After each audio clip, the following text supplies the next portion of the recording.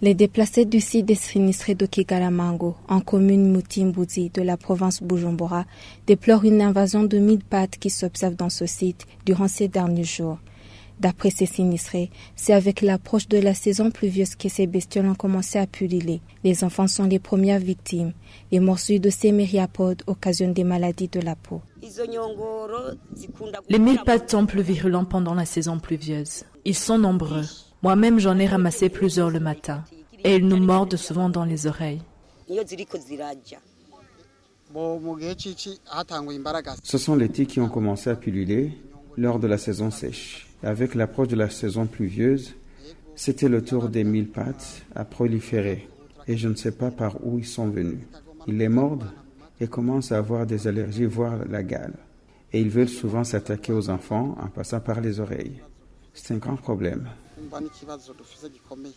En plus de cette invasion des 1000 pattes, ces déplacés confient également qu'ils sont souvent inondés par les eaux des pluies.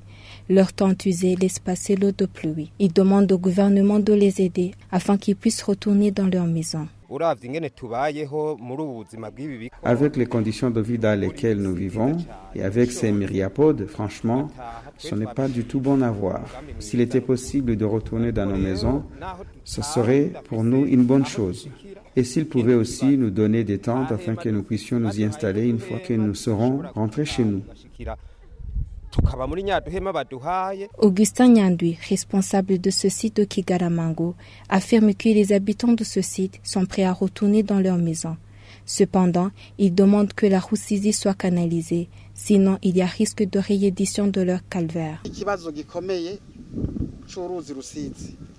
Il y a un grand problème, la rivière Rusizi. C'est elle qui a démoli nos maisons. Nos maisons ont été détruites et nos biens ont été emportés et jusqu'à maintenant, cette rivière n'est pas encore canalisée. Nous sommes prêts à retourner dans nos maisons, mais nous demandons au gouvernement et les bienfaiteurs de nous aider à canaliser cette rivière en construisant des digues pour que nous puissions retourner dans nos maisons afin de pouvoir vaquer tranquillement nos occupations. Si nous retournons chez nous sans que cette rivière soit canalisée, il y a risque de nous retrouver encore une fois dans ce site.